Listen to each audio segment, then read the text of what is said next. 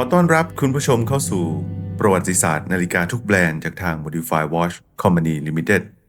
และวันนี้จะมาพูดถึงแบรนด์ที่มีชื่อว่า Corum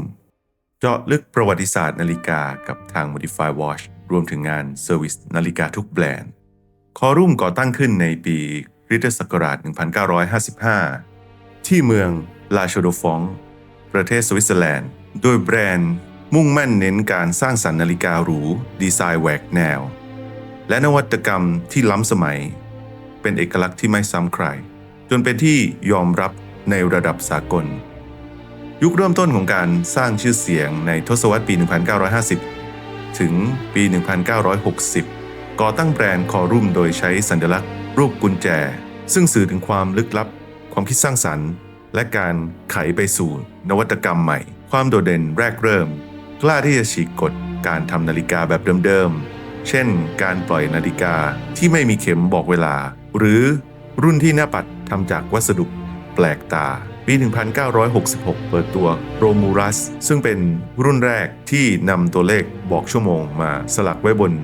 ขอบตัวเรือนหรือว่าเบเซลนวัตกรรมและคอลเลกชันระดับตำนาน Golden Bridge ปี 1980 เปิดตัวนาฬิกากลไก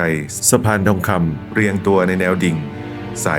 มองทะลุผ่านกระจกแซฟไฟร์เป็นงานศิลปะชิ้นเอกของวงการนาฬิกาสวิสในปี 1960 ถึงปี 1983 เปิดตัว Admiral ครับนาฬิกาทรงเหลี่ยมมุมที่เป็นเอกลักษณ์ด้วยธงสัญญกรเดินเรือหรือ Nautical Pennants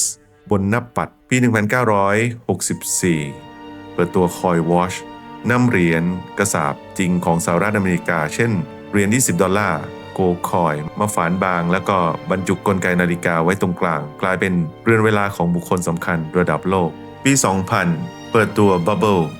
คือหนึ่งนาฬิกาที่สร้างแรงสั่นสะเทือนให้กับวงการเรือนเวลามากที่สุดรุ่นหนึ่งและกลายเป็นไอคอนประจำแบรนด์ด้วยสัญลักษณ์หน้าปัดทรงโอเวอร์ไซส์แล้วก็กระจกซัฟไฟร์ทรงโดมหนาพิเศษถึง 11 มิลลิเมตรที่ทำหน้าที่เหมือนแว่นขยายสร้างมิติภาพที่แปลกตาและนาฬิกาที่กำลังจะพูดถึงในวันนี้นะครับก็จะเป็น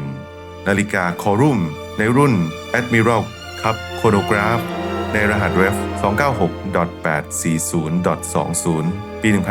1990 ตัวเรือนทรง 12 เหลี่ยมที่เป็นเอกลักษณ์ของคอลเลกชัน Admiral Cup ทำจากสแตนเลสสตีลขนาด 38 มิลลิเมตรหน้าปัดสีดำมาพร้อมกับฟังก์ชันโครโนกราฟจับเวลาย่อย 3 วงและมีหน้าต่างแสดงวันที่คอรุ่ม Admiral Cup โครโนกราฟวินเทจยุคปี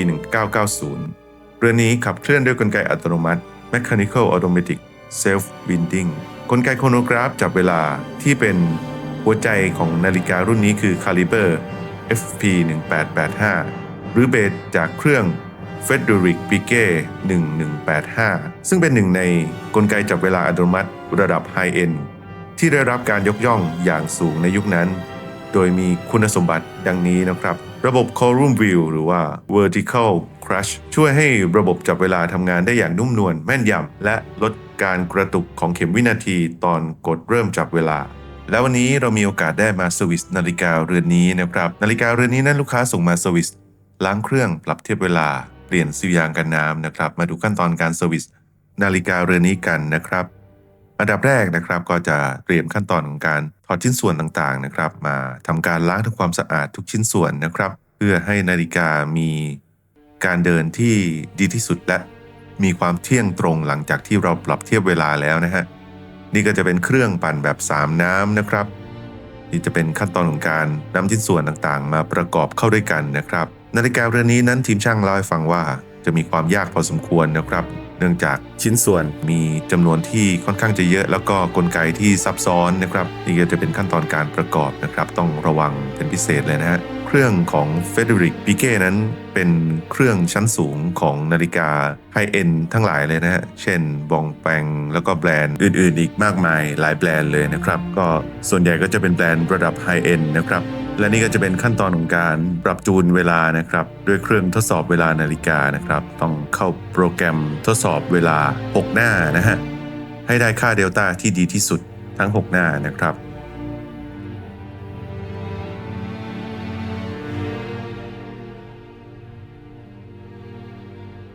พ และนาฬิกาโครุ่ม Admiral Cup Chronograph เรือนนี้ก็เสร็จสมบูรณ์พร้อมที่จะส่งงานกลับไปถึงมือลูกค้าแล้วนะครับแล้วก็ถ้าหากท่านใดนะครับที่สนใจจะมาใช้บริการเซอร์วิสนาฬิกาทุกแบรนด์นะครับ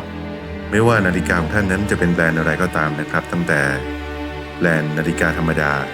จนไปถึงนาฬิกาไฮเอ็นด์นะครับก็สามารถส่งมาเซอร์วิสได้นะครับทางช่องทาง Facebook Fanpage Modify Watch Company Limited แล้วก็อีกช่องทางจะเป็นช่องทางเว็บไซต์นะครับ www.modify-watch.com นะครับหรือสามารถเดินทางมาถึงที่ร้านนะครับเพื่อนำนาฬิกาสุดรักยิ่งของท่านนะครับมาเซอร์วิสถึงที่ร้านได้ด้วยตัวเองนะครับพิกัดร้านอยู่ถนนยานนาวาตัดใหม่พระราม 3นะครับนาฬิกาที่ผ่านการเซอร์วิสจากทาง Modify Watch ทุกเรือนเรารับประกันให้กับท่านเป็นระยะเวลา1 ปีและเราดูแลนาฬิกาของท่านยิ่งกว่านาฬิกาของเรานะครับก่อนจากกันไปนะครับฝากกดไลค์กดแชร์กดติดตามทุกแพลตฟอร์มไว้ด้วยนะครับเพื่อที่จะไม่พลาดคลิปดีๆรวมถึงสาระดีๆเกี่ยวกับนาฬิกาที่เรานำมาเซอร์วิสให้ทุกท่านได้รับชมรับฟังกันนะครับขอบพระคุณทุกท่านที่รับชมคลิปนะครับสำหรับวันนี้ลาไปก่อนสวัสดีครับ